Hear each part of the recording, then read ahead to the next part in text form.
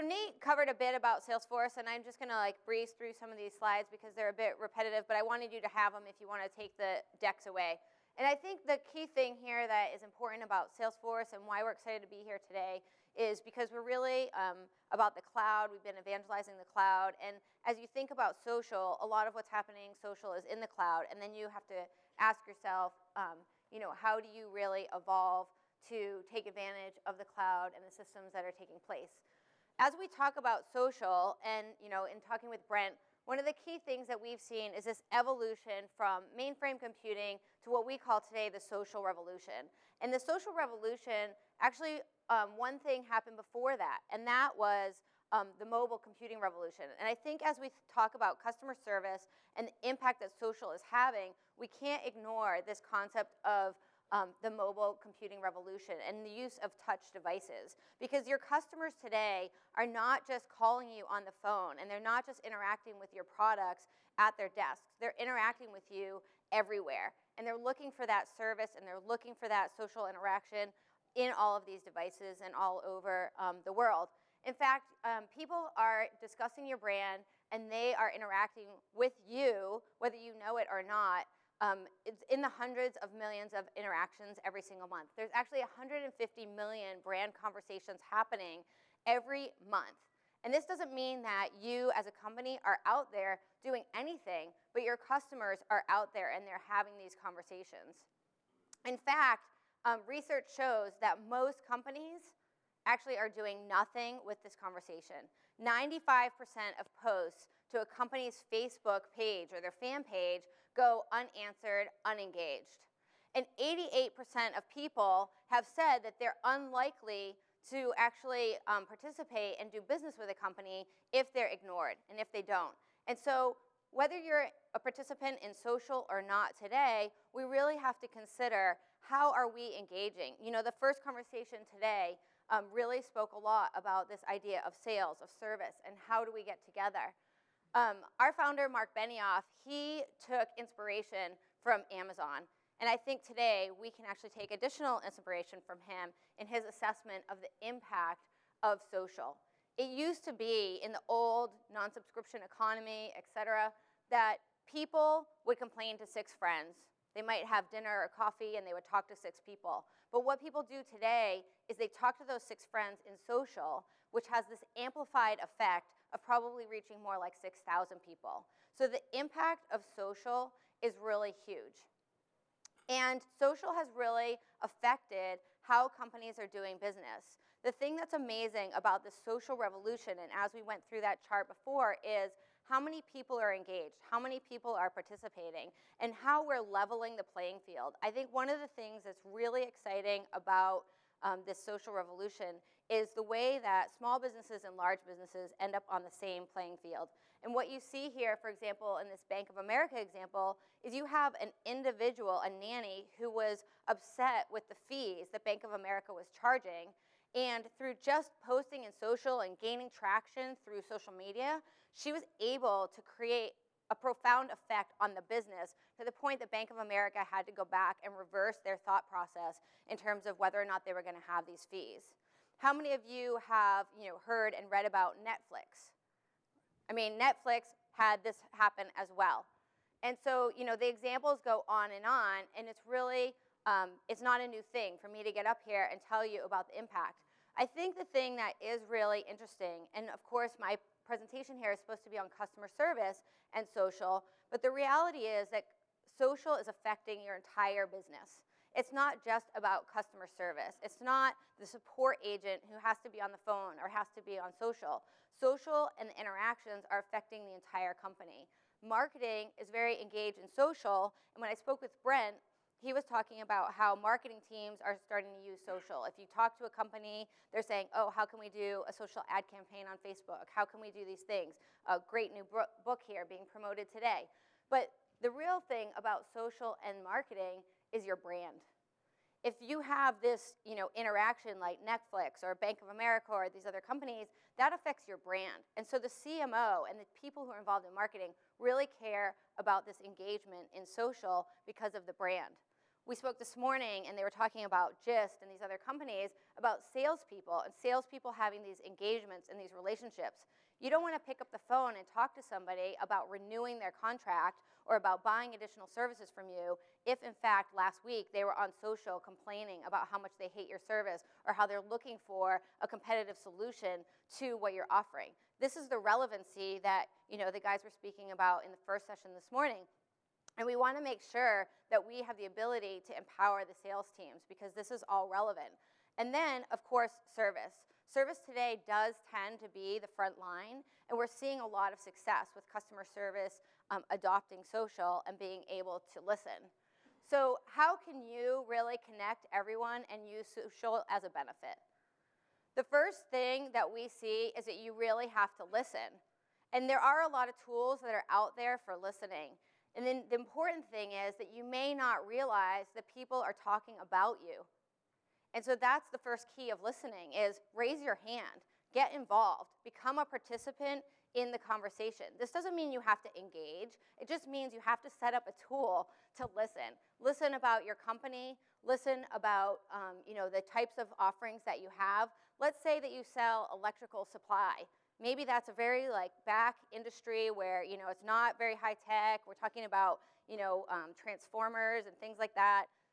Listen for transformers. What are people saying about these kinds of products? What are people's needs? Social is the new 800 number.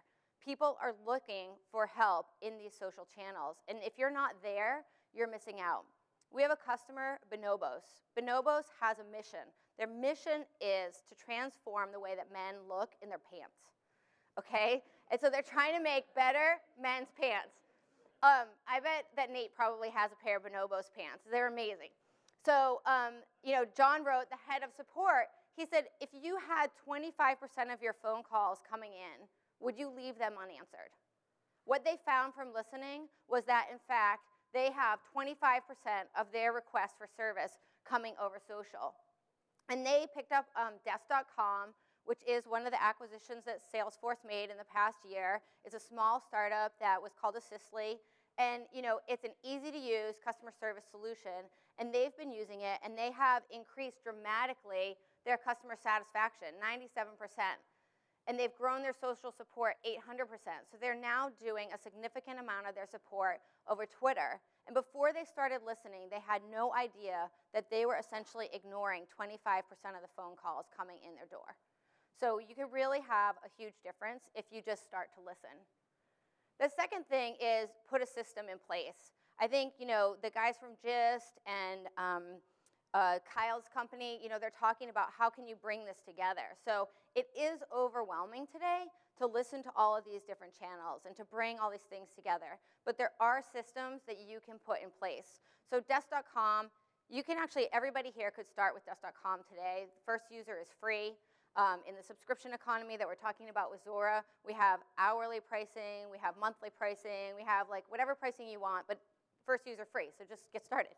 But you can listen and you can actually bring all of that in. And you can tie that in with Salesforce so your sales guys and your service people and everybody can see everything together. And I think that this is really a key thing to do, which is to empower everyone to see that conversation. So if you have everyone on the same platform, how many of you are kind of running customer service or support in Excel or Gmail or Outlook?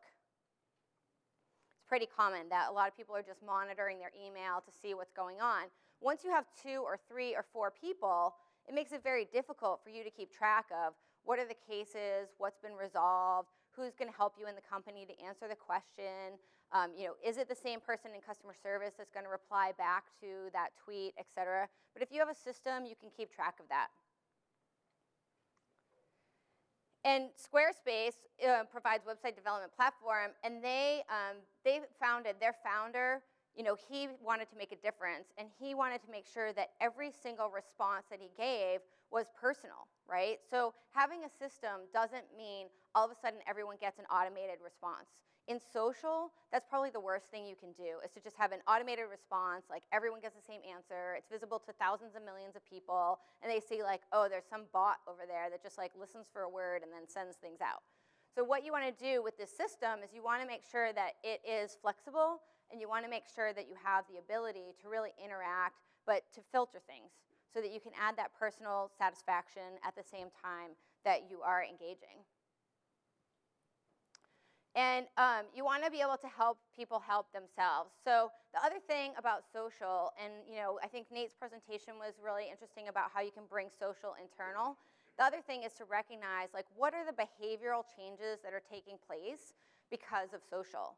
And there's two of those. One is, I said already, the touch revolution, which is people are on their devices and they want to be able to interact with you anywhere and everywhere.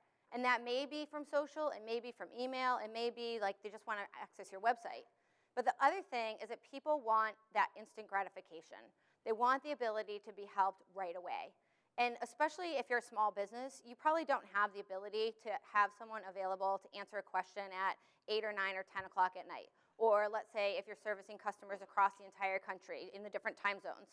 So if you set up a help center online, you have the ability to give that instant gratification and to really enable people to access that information. And you can do that really well with your responses that you do send out as well, because one of the things about social engagement and social customer service is you have to do that in 140 characters. How do you give the instructions on how to install that piece of equipment that you're selling in 140 characters? You can't. And you may not want to actually engage with somebody over the phone. Maybe you don't have the time for that yourself because you're handling a lot of customer service and support interactions. But if you have a help center, you can direct people to that longer response, and you have the ability to really give people more impact. One of the companies that has done a great job of doing this self-help is Square. Square is an amazing company in the fact that they are growing like 4x every 8 months. It's impossible to call Square. Square is one of our customers. If I lose the phone number for the CMO or the person that I'm calling at Square, it is impossible for me to find it because they have so many customers. They know that if they actually had all these people calling them, they would be underwater in a second. But they have their own help center, and they've put that help center up so people can help themselves. And when they do get emails and other things in, they can direct people to very long, built-in responses to really help build that customer satisfaction. This morning, I heard some people also talking about the importance of measurement. And I think, with all of the various channels, with everything that's happening, with this transformation, which is really transforming the entire business, you really need to think about what are the key metrics that you are putting in place to measure success.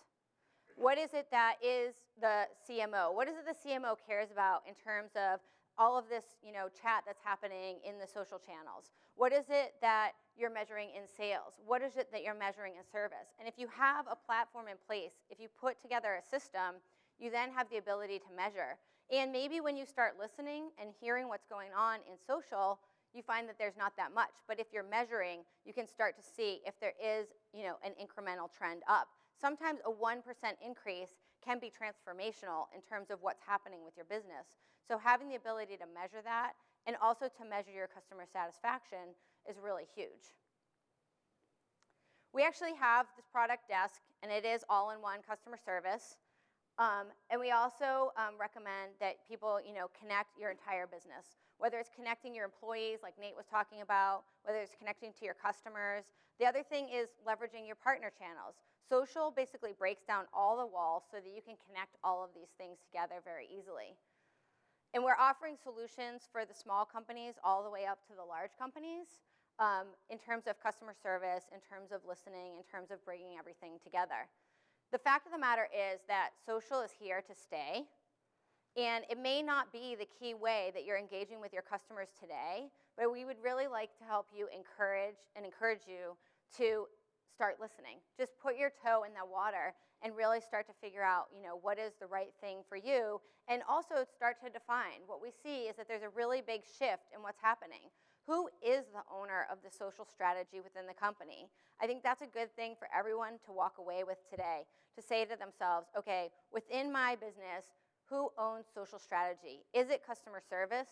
Is it someone in marketing? Is it someone in IT? And these are things that are unclear today, But we know that you really do have to take some action and take some responsibility to really transform this channel and to really use it to the best of their abilities, because it is really permeating throughout the entire business. I have a short presentation, so I am happy to take questions and trying to help Brent get on stage, on track.